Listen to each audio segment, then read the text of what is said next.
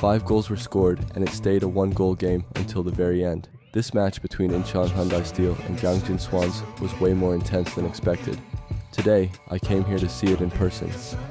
The place I visited today is Incheon Namdong Asiad Rugby Stadium. I came to watch a WK League match, which is not something you get to see in person every day. Even though it is the same soccer, watching on broadcast and watching at the stadium feel pretty different. The WK League is not yet a league with huge crowds or flashy cheering like men's pro soccer. It is a bit quiet, and honestly, the stands can look pretty empty compared to the size of the stadium, but it is easy to enter and watch, and a clear upside is that you can hear the players and even the bench instructions up close. The home team, Incheon Hyundai Steel, is one of the biggest names in women's soccer, winning the WK League 11 years in a row from 2013 to 2023. But right now, they are not a team that can guarantee wins just because of their past reputation. This season, they brought in a lot of young players and are trying to reach the top again, so watching them rebuild their strong team image is another key point. Their opponent is Gangjin Swans WFC, a team that started this season with Gangjin as its new home. The team was newly launched after Cheongryong WFC moved to Gangjin, and it is also the first WK League club in the Jeonnam region. Their results have not been great yet, but teams like this often play with nothing to lose against stronger opponents. On paper, this was a match where Incheon was expected to have the advantage. In fact, Incheon won their first meeting against this team 3-1, but when you watch a match in person, there are moments that rankings and team names just cannot explain, and today's match was exactly like that. So, could Incheon get the win at home? Let's jump into the match and find out. As soon as the match started, Gangjin tried strong high pressing, and their start was aggressive enough that they didn't look like a team on a losing streak. Sun Hwa-yeon took back-to-back shots, but goalkeeper Kim Min-jung saved them all, and I think those saves were the first turning point of the match. Gangjin players overlapped in front of goal and missed the chance, but if they had stayed a little calmer, the start of the game could have been completely different. Gangjin created the chances they wanted with their prepared press, but they couldn't score, and the cost of not turning that momentum into a result came back quickly. Warts protected the long ball with her strength, and what stood out most was how well she took the space before the ball arrived. Warts saw the goalkeeper come out and calmly finished into the empty net, giving Incheon the opening goal. It may look like a goal made with power, but Warts' decision-making stood out because she read both the dropping point and the goalkeeper's position. Jung Seo-ra is not a defender who gets pushed around easily, so in this moment, I had to give credit to Warts' physical strength. After conceding, Gangjin tried to fight back through the wings, but the final pass did not reach the striker accurately, so they couldn't make the most of their good movement. Lee Si-ho and Gwang Ro-young kept finding space, but from Gangjin's point of view, it was disappointing that the passes were just a little too long or too short.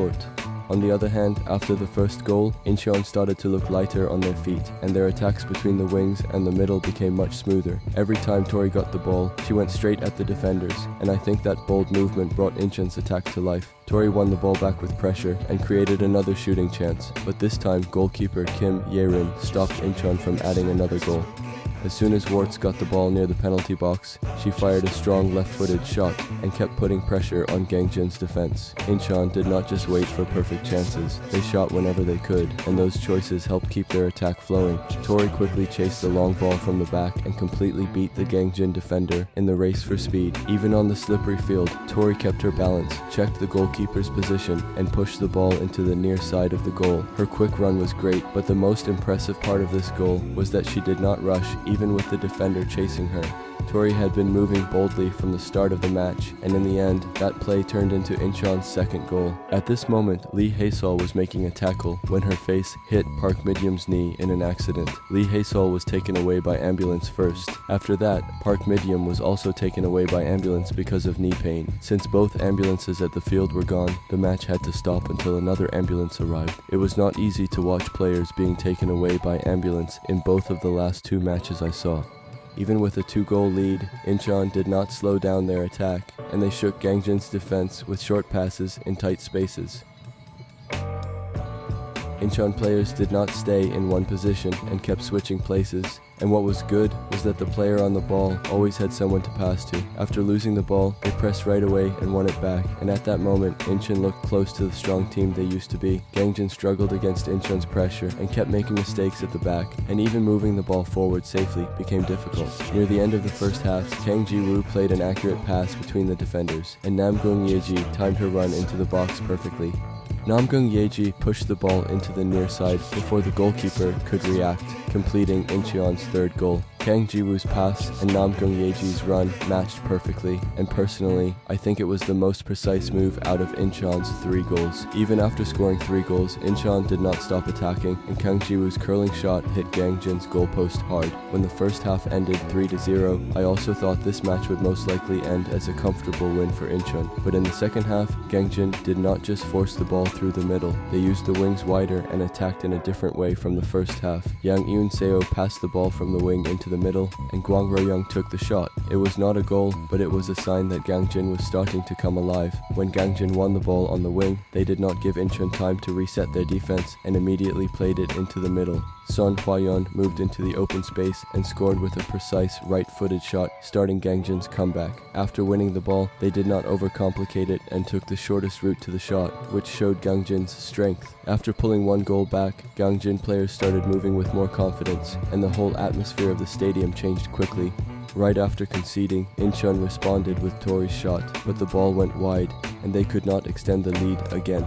Go Da-young quickly spotted the open space on the left, and Kim Seong-mi received the pass and sent in an accurate cross without hesitation. Song Jae-yoon came into the middle, took 1 touch to control it, and finished with her left foot to make the score 3-2. Song Jae-yoon's composure was really impressive because she finished before the goalkeeper could react, without making any unnecessary move after getting the ball. After giving up 3 goals in the first half, Gangjin cut the gap to 1, and now Incheon actually looked like the team being chased. With the momentum on their side, Gangjin won the ball again, high up the field, and even created a shooting chance for an equalizer. Kim Seong-mi shot just a half beat early, but the ball went slightly wide, and it was one of the most disappointing chances for Gangjin. Son Hwa-yeon protected the ball in the middle and passed it to Yang Eun-seo on the right, starting another wing attack. In the first half, Gangjin players had dropped back carefully, but after scoring 2 goals, they moved forward with confidence whenever they got the ball. Yang Eun-seo won the midfield battle and started a counter-attack, and Son Hwa-yeon got another good shooting chance. Son Hwa-yeon's long-range shot headed toward the corner of the goal, but goalkeeper Kim Min-jung saved it and protected Incheon's 1-goal lead. Considering her key saves early in the game and again in the second half, goalkeeper Kim Min-jung was a player Incheon could not have won without. Kang Ji-woo connected with the loose ball using a powerful right-footed shot, but it hit the post, and Incheon missed the chance to finish the game. Incheon earned the win with their strong first-half pressure, while Gangjin showed their fight by cutting a 3-goal gap down to 1, even in defeat. Incheon won this match, but it did not feel like a simple win at all. In the first half, they showed why they have been one of the strongest teams in the WK League for so long. Their pressure was sharp, their attacks were fast, and they finished their chances well. But in the second half, Gangjin completely changed the mood of the game. Even after going down by 3 goals, they did not give up, and they pushed Incheon until the final whistle. That made this match much more dramatic than I expected. Personally, the biggest thing I felt today was that women's soccer has moments you can only understand when you see it in person. You can hear the players talking, feel the tension on the bench, and notice every small movement on the field. Of course, the injury situation was really hard to watch, and I just hope both players recover safely. Still, both teams showed real effort and pride today. Incheon protected the result, and Gangjin showed their fighting spirit. This was a match that reminded me why it is worth coming to the stadium.